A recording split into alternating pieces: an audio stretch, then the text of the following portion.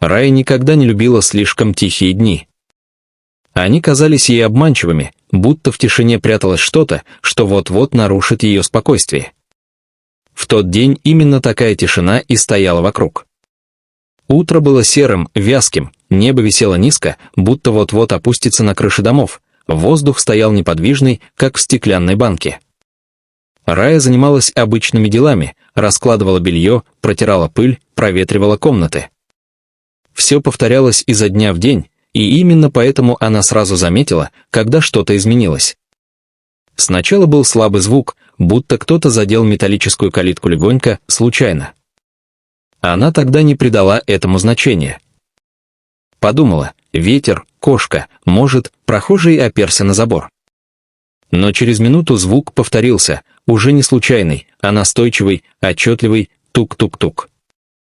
Рая замерла с мокрым полотенцем в руках. Прислушалась. Сердце забилось чуть быстрее, не от страха, а от внезапной тревоги, той самой, что просыпается, когда происходит что-то непривычное. Она подошла к окну, отодвинула занавеску, но с этого ракурса калитку видно не было. Только серый двор, мокрая плитка после утреннего дождя и тихо дрожащие ветки сирени. Телефон в кармане брюк завибрировал. Она машинально достала его и увидела, что звонит соседка, тетя Лариса. Женщина она была спокойная, степенная, никогда просто так не тревожила. «Раечка». Голос звучал как будто сдержанно, чуть взволнованно. «Ты дома?» «Да, конечно». «А что?» «У тебя кто-то был сейчас». Я слышала стук в калитку. Подумала, вдруг тебе помощь нужна.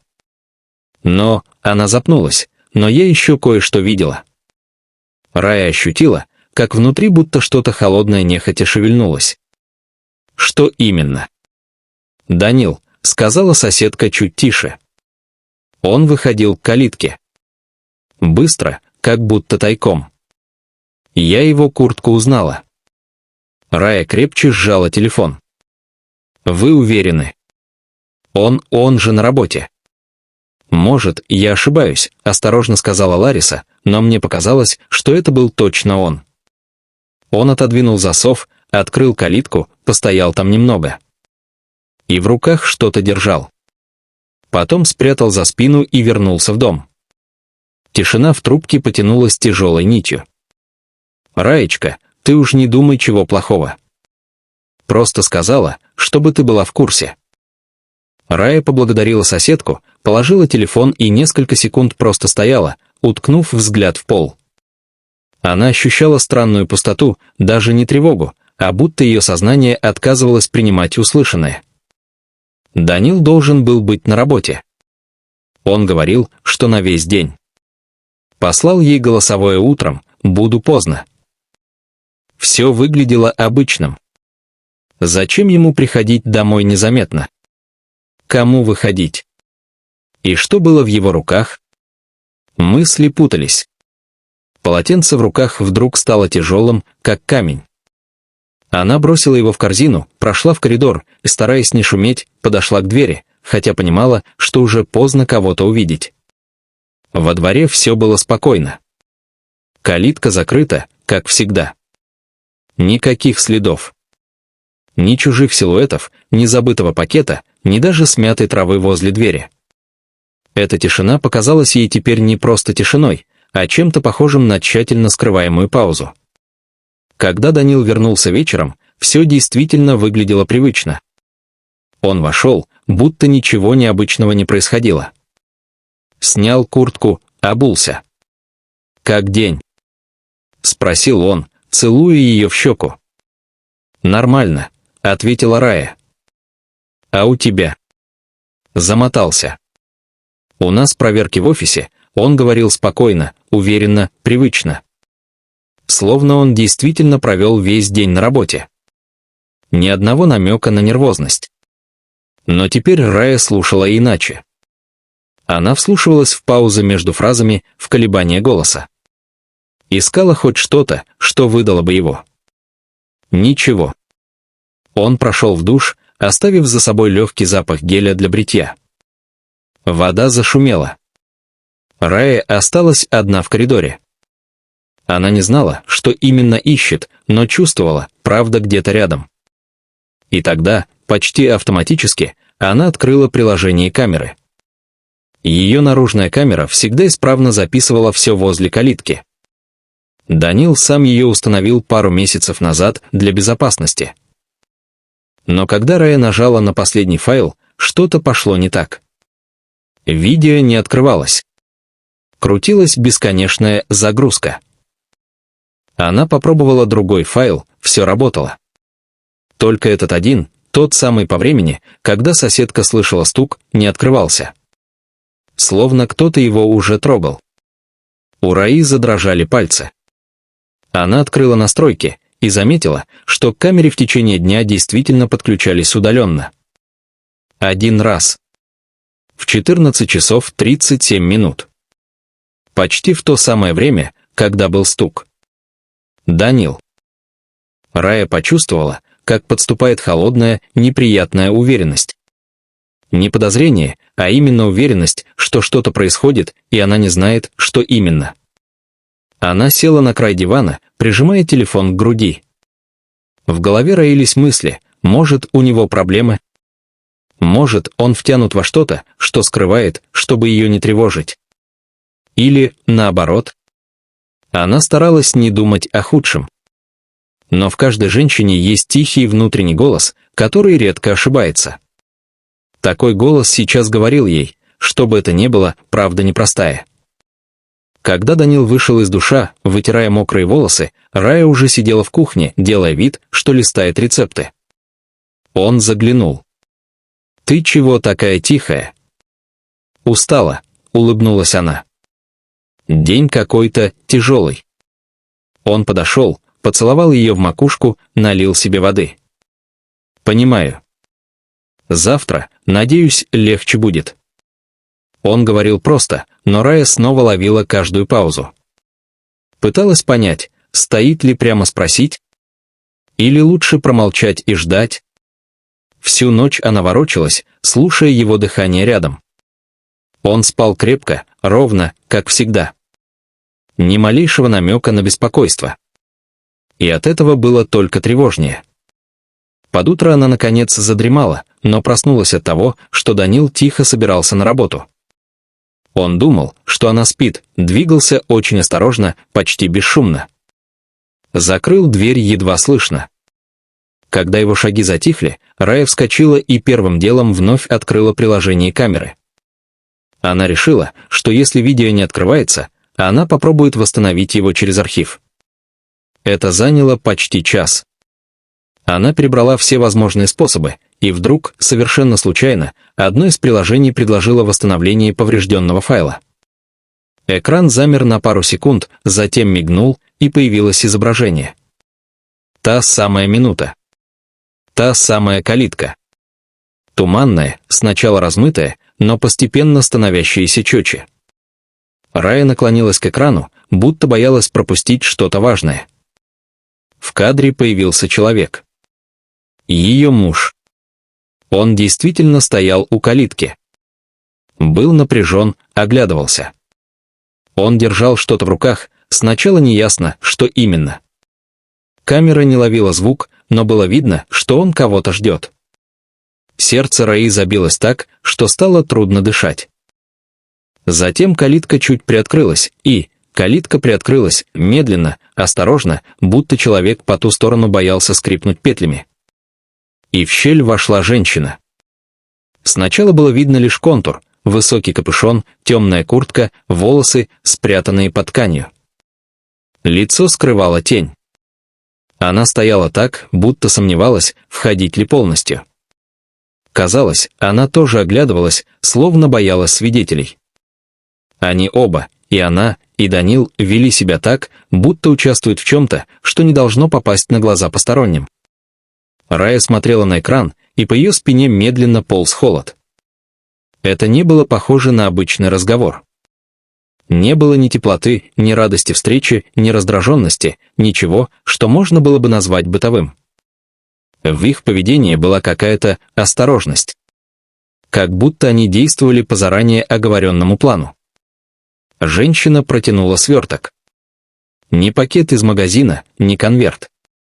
Скорее, плотный сверток бумаги, перевязанный бечевкой. Слишком аккуратный, слишком официальный. Данил сделал шаг вперед, почти молниеносно спрятал сверток под куртку. Затем что-то сказал, камера не передавала звук, но по напряженным губам было понятно, это не приветствие. «Скорее, быстрее, никто не должен видеть, иди». Женщина кивнула и ушла. Ушла так, как уходят люди, которым важно как можно быстрее исчезнуть из поля зрения. Рая перемотала еще раз. И еще. В каждом движении мужа она видела теперь напряжение. Он оглядывался, словно проверял, включена ли камера. И, да, теперь это было совершенно очевидно, он посмотрел прямо в объектив. Он видел ее. Он понимал, что камера пишет. И все равно пришел. На записи Данил вернулся в дом. Через пару секунд запись оборвалась, и начался странный короткий файл, будто с пустой черной картинкой. Это и был удаленный фрагмент, тот самый, который ей пришлось восстанавливать. Он пытался стереть следы. Зачем? Экран телефона погас, батарея сама перешла в экономичный режим. Рая долго сидела неподвижно, будто ее ноги приросли к полу. В груди что-то болезненно сжималось. Страх. Гнев. Обида. Нет. Это было хуже. Это было ощущение, что вокруг нее медленно рушится мир, где все было стабильным и понятным. Она подняла голову, когда услышала шаги в коридоре. Данил вернулся домой чуть раньше обычного. Снял обувь, вошел, как всегда, чуть шумно, будто нарочно показывая, вот он я, все нормально. Но теперь между ними уже не было нормально. «Рая!» — позвал он. Она вышла из кухни медленно, словно каждое движение давалось ей с усилием. Телефон она держала в руке, но экран был повернут вниз. «Ты раньше?» — спросила она, стараясь говорить спокойно. «Да, совещание отменили. Слушай, ты нормально выглядишь. Бледная какая-то». Его глаза блуждали, изучая ее лицо. Он искренне беспокоился или просто играл роль? Рая не знала. Она сделала вдох, глубокий, медленный, будто перед прыжком. Я видела запись, Данил. Он замер. Едва заметно. Но она уловила. «Какую запись?» Произнес он слишком быстро. Рая перевернула телефон и включила тот самый фрагмент. Данил смотрел. Его лицо не изменилось сразу, но через секунду в глазах мелькнуло то, что сложно было не заметить, страх или понимание, что отрицать бесполезно. «Позволь объяснить», — сказал он тихо. «Объяснить что?» Рая не повысила голос, но каждое слово звучало жестко. «Что ты был дома среди дня, хотя говорил, что весь день на работе? Что выходил к калитке? Что встречался с женщиной, которую ты, по твоим словам, даже не знаешь? Что пытался удалить запись?» Она сделала шаг вперед. «Или объяснить, что мне нужно думать?» Он прошел рукой по лицу, будто стирая что-то невидимое. «Это не то, что ты подумала», — прошептал он. «Тогда скажи, что это?» Он сел на край стула, наклонился вперед, оперся локтями на колени. Руки дрожали, чуть-чуть, но дрожали. «Рая», он снова начал медленно, выстраивая слова, как ребенок строит башню из кубиков, осторожно, боясь уронить. «Я действительно хотел рассказать тебе, но чуть позже. Не вовремя получилось». «Что рассказать?» Он закрыл глаза на секунду. «Я не изменял тебе. Клянусь. У меня нет никого. Ты знаешь, что я не умею лгать так долго». Рая молчала. Не перебивала. Она смотрела на него внимательно, пытаясь уловить малейшие изменения в выражении глаз. Эта женщина, он сделал паузу. Она попросила о помощи. У нее серьезная проблема. Она боится полиции, потому что ее втянули в неприятное дело. Сверток, документы. Она просила сохранить их у меня, пока ситуация не прояснится. Я не хотел, чтобы ты волновалась, поэтому решил скрыть это. Она сжала губы. Поэтому пришел домой тайком и еще пытался удалить запись. Он отвел взгляд. И в этот момент Рая поняла, да, он что-то скрывает. Но скрывает не ту женщину. По-настоящему он скрывает что-то другое, то, что сейчас не хочет или боится сказать. «Рая», — произнес он почти отчаянно. «Если я расскажу тебе все сейчас, будет только хуже». «Хуже чего?» Он поднял глаза. В них было то, чего она никогда раньше не видела. Страх, смешанный с решительностью, будто он стоит у пропасти и должен прыгнуть, но не знает, что там внизу. Он хотел что-то сказать, рот приоткрылся, дыхание задержалось, будто слова уже стояли на кончике языка. Но в этот момент в доме раздалось внезапное, резкое тук-тук-тук. В дверь. Они оба вздрогнули. Тот самый звук, с которого все началось. Данил резко поднялся. Лицо побледнело. Он сделал шаг к прихожей, инстинктивный, быстрый. Но потом остановился и повернулся к ней. «Не открывай. Пожалуйста». «Почему?» Голос Раи дрогнул. Ответа не было. Он прошел мимо нее к окну, осторожно выглянул. Сердце Раи колотилось так сильно, что она едва слышала дыхание мужа. «Кто там?» — спросила она, подходя ближе.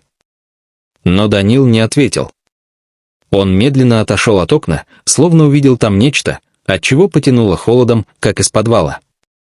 Тук-тук-тук. Звук повторился. Более настойчиво. Рая сделала шаг к двери, он схватил ее за руку. Не резко, а неожиданно крепко. «Не подходи», — прошептал он. «Данил, что происходит?» Голос дрожал уже по-настоящему. Он смотрел на нее долго, слишком долго. А потом произнес. «Раечка, я боюсь, что теперь все уже не остановить». И в его глазах не было ни тени лжи. Только правда, от которой становилось страшно. Тук-тук-тук. Удар уже громче. В воздухе повисла тягучая, глухая тишина перед бурей. Все ответы были за дверью.